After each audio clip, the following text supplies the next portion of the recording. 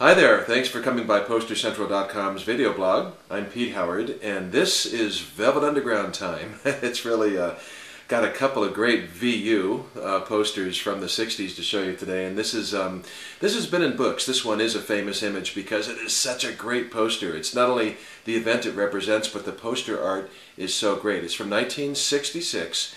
And what better could you do than the Sunset Strip, right? In Los Angeles or West Hollywood, whatever, the strip where everything was happening in the 60s. And here you had, I'll go ahead and give you a close-up look at the poster first.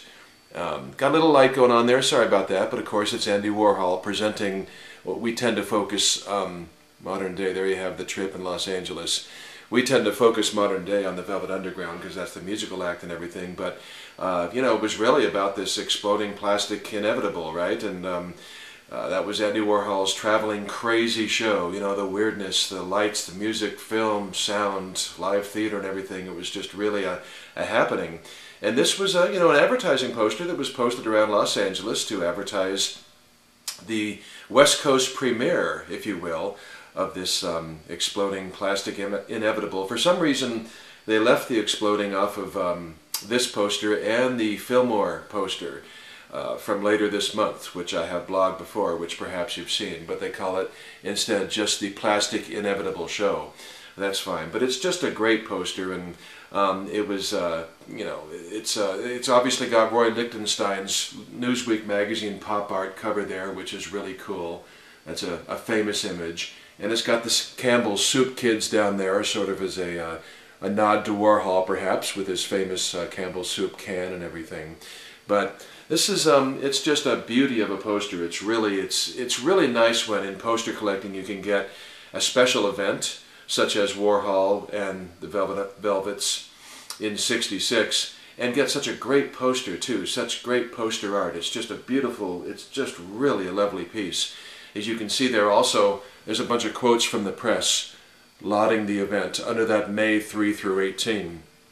And speaking of May 3 through 18, that was the scheduled run for this crazy show, but word has it that they only did about a weekend's worth, about 3 shows worth, and then the police closed it down because there were so many marginally legal things going on and so much outrageousness. And even though pop culture was taking a real stronghold in '66, as witnessed by this Newsweek magazine cover, still the authorities really frowned on all of this stuff, including long hair and everything. So it did not run through the 18th, unfortunately. It was cut off before then. But interestingly, this May 3 through 18th, this cover of Newsweek is dated April 25th. And boy, that's getting pretty darn close to May 3rd. But of course, when a magazine has a cover date on it, that means it was for sale for the entire week before, with a weekly. So, but still, I was pretty impressed at how quickly they put this poster together for a May 3rd debut with an April 25 magazine, again in the spring of 1966. It's just such a cool, such a killer poster. It's just really a special one. And again, this represents the same set of shows that the Fillmore poster, I think it might be BG8, BG7 or 8, which I have blogged before, also represents later in the month, later in May. Interestingly, Frank Zappa opened these shows, so boy, can you imagine the total craziness with his weird music too.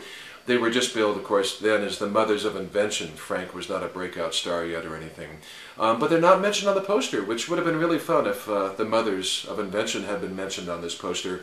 The Fillmore poster from later in May does mention them, but they just call them the Mothers, that's all. So they're sort of a, excuse me, abbreviated name and not credited because they weren't the least bit famous yet by any means.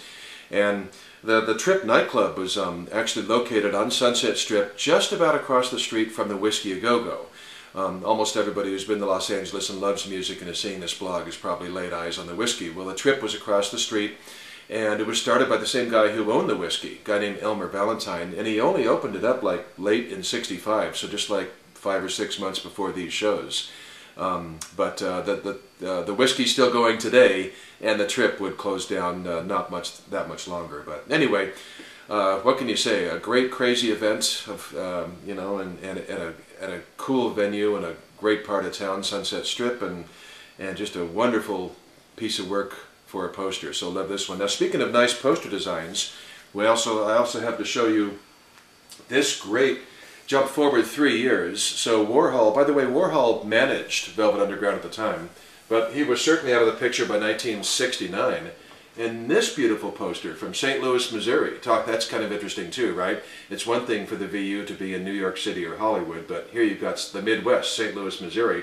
But look at this great poster. This is just really another great design. This blue and red and silver, the way it plays together, just really a sweet one. This is May of 1969, and it's a dance and costume ball at Washington University in St. Louis, Missouri. So that's, you know, that's again a little incongruous, a little bit there. But, you know, in '69 the VU were touring a lot across the country because they were like, you know, not being totally accepted in their hometown of NYC and looking for some elusive commercial success. So they were on the road a lot in '69, and they turned up nicely on this poster. They're the middle billed act, by the way, as you can see. And I'll just sort of scan it across here. Again, it's a dance and costume ball.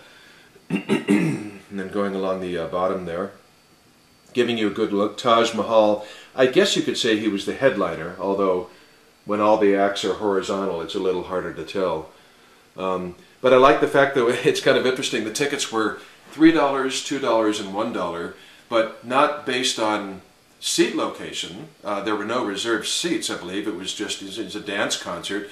The tickets were like $3 if you bought them at the door, and $2 if you were general public buying in advance, and $1 if you were a student buying in advance. So can you imagine this? I mean, look at this gorgeous poster. You've got the VU in '69, Taj Mahal's no slouch, and so forth, and it's $1 if you're a student and buy a buck. That's just crazy. That's part of the, that's one of the things, the economics make collecting old posters so much fun too. So there you have it, a couple of really cool 1960s, Velvet Underground and Lou Reed and Nico. I don't know if I mentioned her, but she wasn't present in '69, of course. Nico was the pop girl of '66, so she's on the other poster. But a couple of real winners from the '60s with Velvet Underground, so hope you enjoyed them. Thanks for coming by, and we'll see you next time. Bye-bye.